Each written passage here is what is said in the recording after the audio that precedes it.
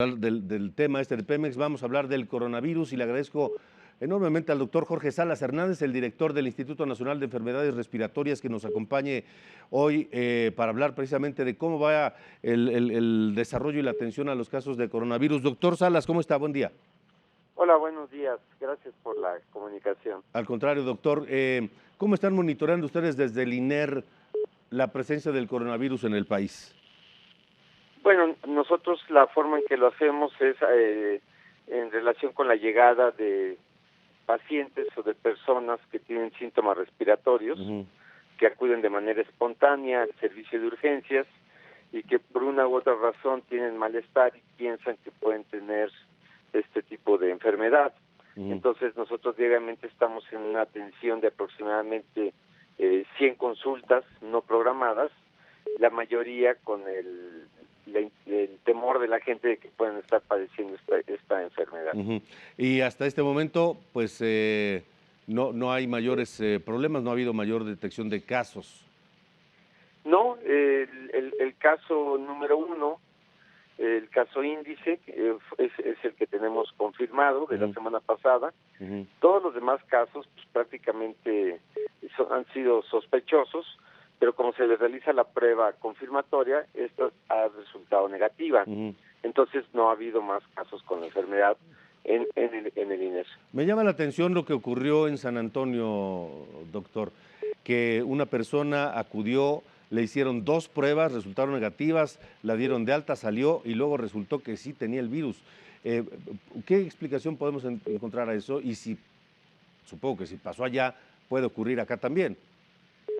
Bueno, sí, claro, digamos, el comportamiento puede variar, del comportamiento del virus puede variar de una persona a otra. Hay que tener claro que cuando se toma la muestra, lo que se trata de identificar en términos sencillos para que se entienda es la cantidad de virus que hay en el organismo.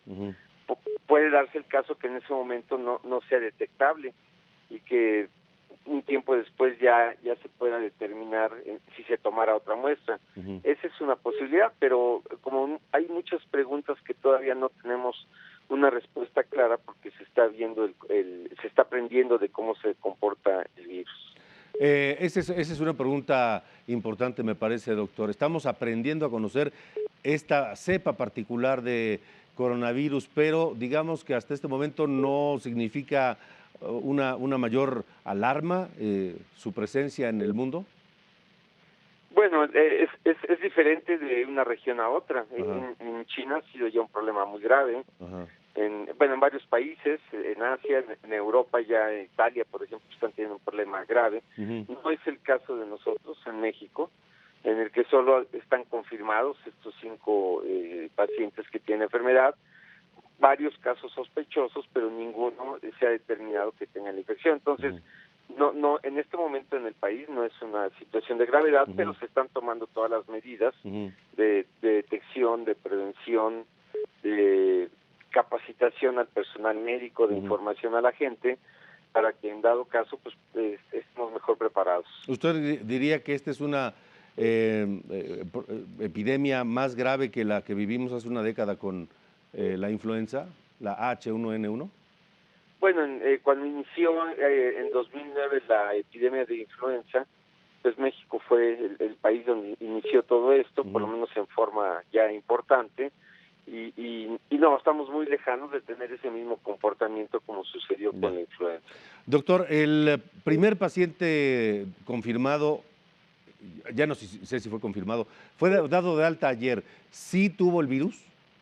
Sí, por supuesto. Y por eso se determina como caso confirmado, porque se detecta el virus. Y en 4 días, ¿qué pasó en esos 4 días desde que llegó al INER hasta que fue dado de alta? Bien, el paciente evolucionó bien, porque no tenía muchos síntomas respiratorios, o los síntomas respiratorios que tenía eran leves, similar a un cuadro gripal. Cuando se confirma el caso, por cuestiones de aislamiento y de seguridad, y con la aceptación del paciente, decidimos que se quedara hospitalizado.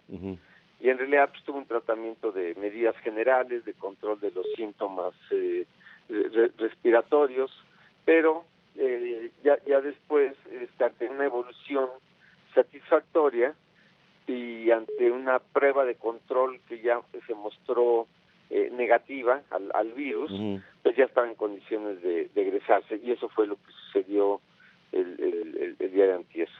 Doctor, confírmenos, hay versiones, yo lo escribí, que este paciente había llegado no el jueves 27, sino 10 días antes al INER, y que no lo habían dado a conocer. ¿Esto es correcto? No, es totalmente falso. Llegó el día 27, jueves. El jueves 27 en el transcurso del mediodía y la tarde. Y estuvo 4 días ahí bajo tratamiento y observación. Estuvo hospitalizado de jueves a lunes. De acuerdo. Muy bien. Doctor Salas, el uso de tapabocas, la importancia de la higiene de las manos, de la cara, ¿qué nos dice de eso?